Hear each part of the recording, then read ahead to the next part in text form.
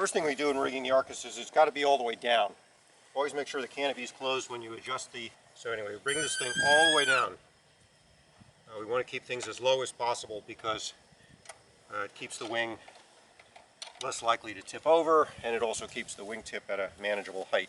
Alright, so the next most important thing is that the fuselage has to be tipped in the direction of the wing that you're going to insert. Again, this keeps the wingtip at a manageable level. Not a lot, just a few degrees, but otherwise you're holding the wingtip up here somewhere, and you really want to be holding it down here somewhere. Next point, the axle of the rigger goes in line with the front hinge. Okay, axle of the rigger in line with the front hinge. It's probably not necessary on the grass, but on pavement it's absolutely necessary to use a couple of little chocks to keep the wing rigger from moving around. And chocks on pavement? Again, here it's probably not necessary, but on pavement it's absolutely necessary. Otherwise you touch the rigger with the wing as you're putting it in, and it starts going all over the place. Yeah. So we'll just put this in, but it's probably not required. So the couple of things to note here. First of all, note the position of the hinge. Yeah, it's almost all the way down. The hinge pin in the video is in the wrong place. The saddle should be one slot lower when you go to rotate it. The next is that the IMI rigger has been shortened to keep the thing not too tall, and the electric actuated added in the center of the unit. And lastly, you see I've added a bungee cord here. And the reason for the bungee cord is to keep this thing from flopping around when you go to put the wing in. And also it allows me to put the wing clamp over here in the reverse position so it's ready to go when we put the wing in.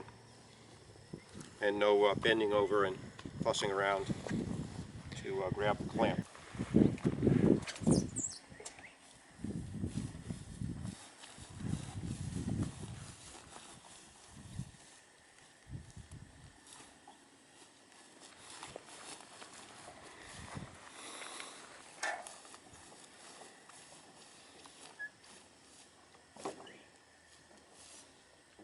You got to keep the wing from falling over.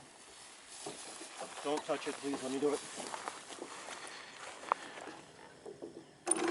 Again, I've got the clamp ready in position. And another thing I'm mentioning is just the position of the tire in relation to the fuselage, because often people get that wrong. I get that wrong. The wing is angled slightly out, and it worked just fine.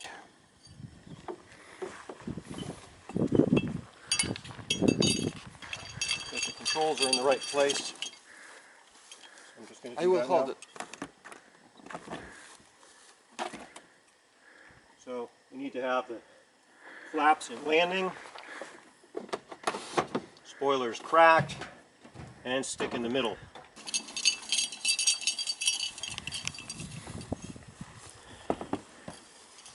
Now the hardest part for me is lining up the thing. I always take a few tries to get the thing in the right position.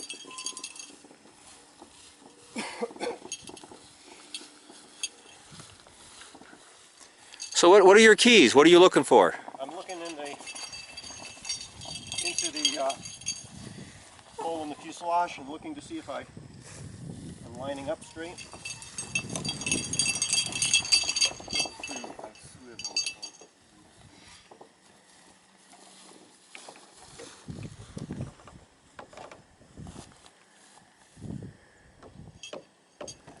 No, don't help him. Don't help him. Not help, really. You're gonna cause chaos. And that's too far aft.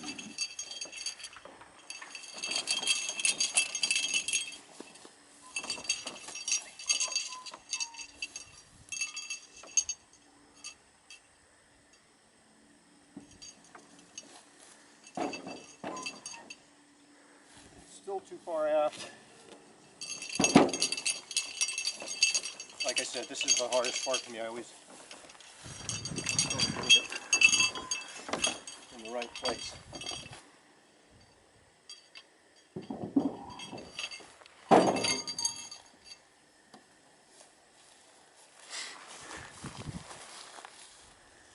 Pretty close.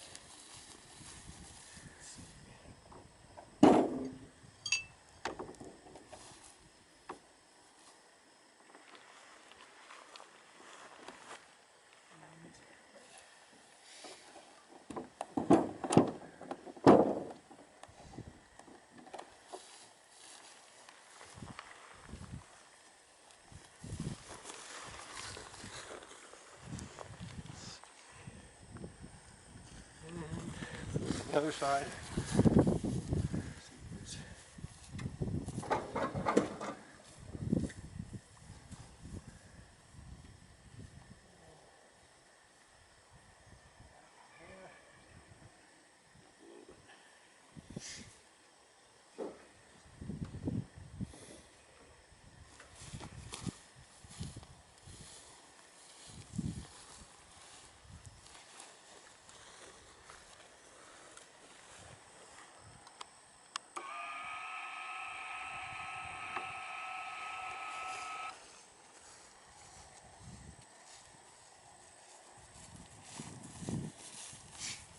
Normally I don't have to lift back here, but for whatever reason it seems like going a little easier that way.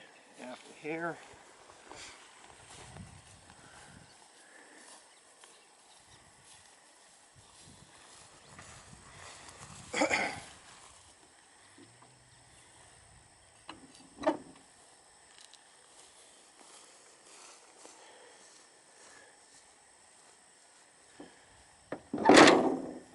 Clunk. Okay, that's number one. So the next thing we're going to do is we're going to lift this thing all the way up.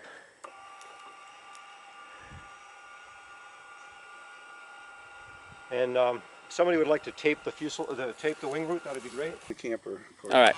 Why don't you tape as much as you can while I see if I have tape.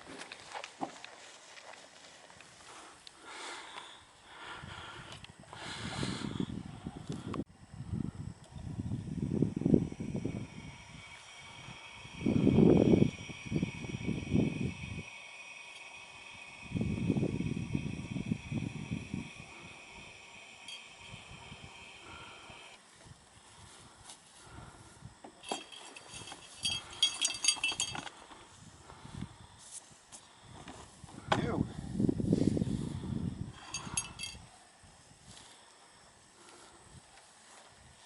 Well, this is very embarrassing after... Okay, so what we've done here is we put the first wing on, and then we ran the rigger to the full up position. If you look at the wing stand, it's Yeah. pretty tall, Yeah. and you see that that's kind of an unmanageable height for the wingtip.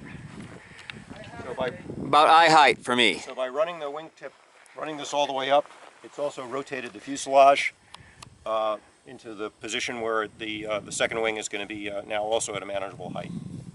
And then after I did that, I've retracted this thing, and it needs to be in the full down position to do the next wing.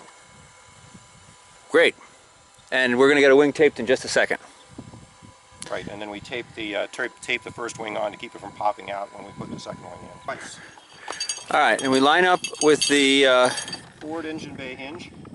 forward engine bay hinge line. Yep. Forward hinge. And we do the chocks.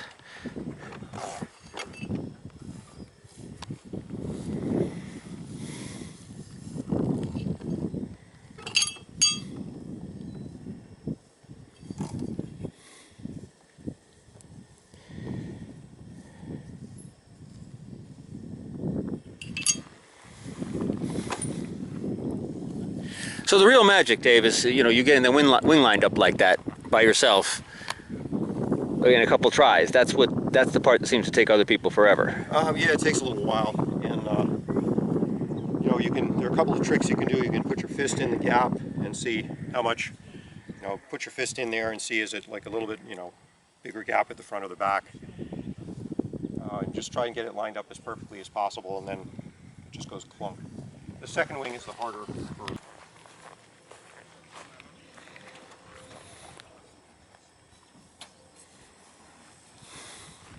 Pamiętasz jakie kawałki takie korzenie były?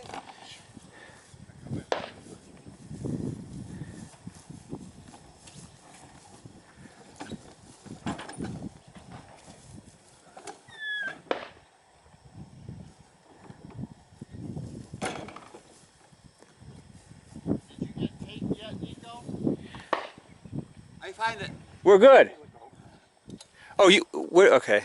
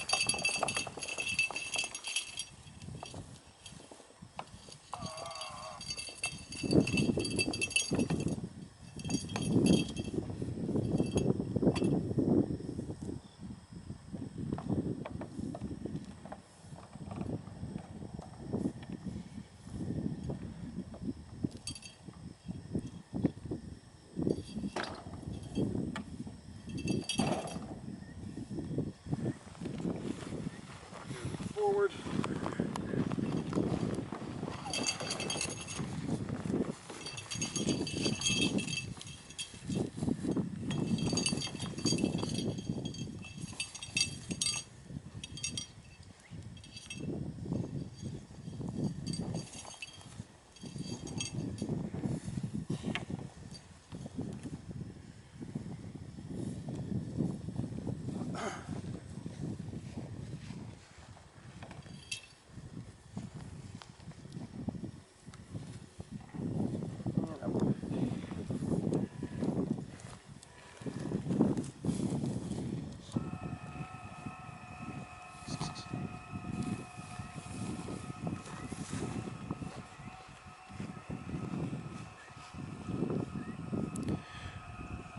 All right, Dave is raising the wing. How far are you raising it? Until it looks not right. Till it looks right.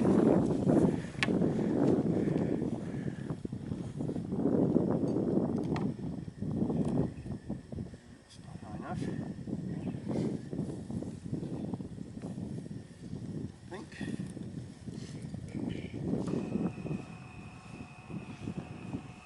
Going up a little more.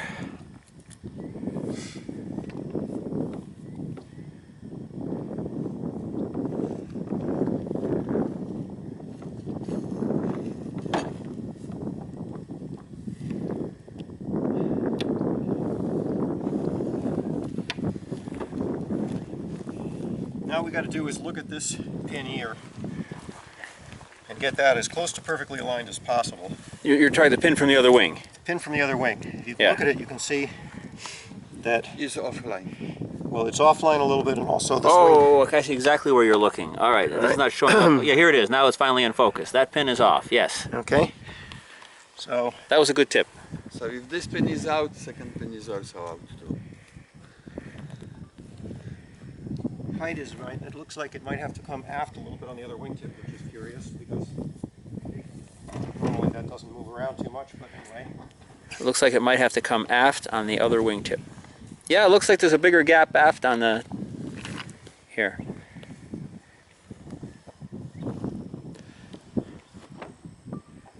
Better, better. He's supposed to be doing this alone. Well, it just saves walking over and looking at it. Yeah.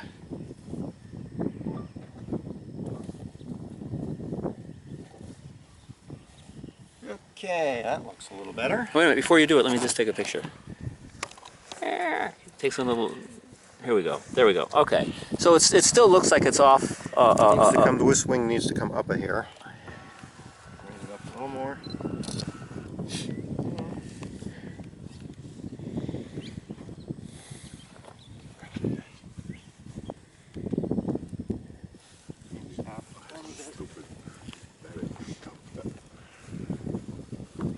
Oh, Thank you.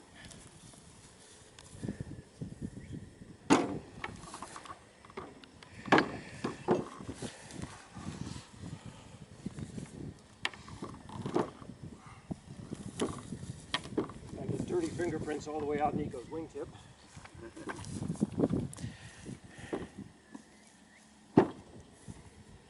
No, better not. Better not. Just a second. Yeah. It in? Halfway. What's the size of the gap? 1.5 inch.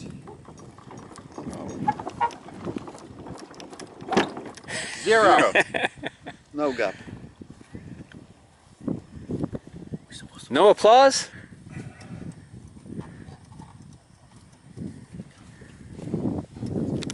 So it's really no big deal, as you can see. It's important to have the right tool. Yen Cantor of IMI is hopefully going to manufacture these now exactly as I have done here with the electric actuator, and hopefully he makes a nice battery box. This is a little bit of a kludge, but I figured I'm not going to waste time making a nice box until I'm sure it absolutely works, which it seems to. A few other tips. What I did here is I put a very long cable on using the same connector as the Schemperth connectors. And that way when I forget to turn the thing off and run the battery down, I can grab a battery out of the glider and use it, which I had to do yesterday, I'm embarrassed to say. Otherwise it's just a standard lithium-ion battery, nothing very fancy. The bungee cord, again, it's important because otherwise this thing will flop over, and that's really unhelpful when you're trying to get the wing in or rigging. And it allows me to, again, leave this thing just sitting here so that it's ready to go. Normally it would tip, is what you're saying. That extra Normally weight it would make it flop tip. over, right? Yeah, yeah. And this allows me to have everything ready to go, so when I roll the thing out, set it in the dolly, I can just walk forward holding the wing, grab this, flip it around, boom. Are those the standard tires? Because they look bigger than what I These have. are the standard IMI tires. I think everybody's using the same parts.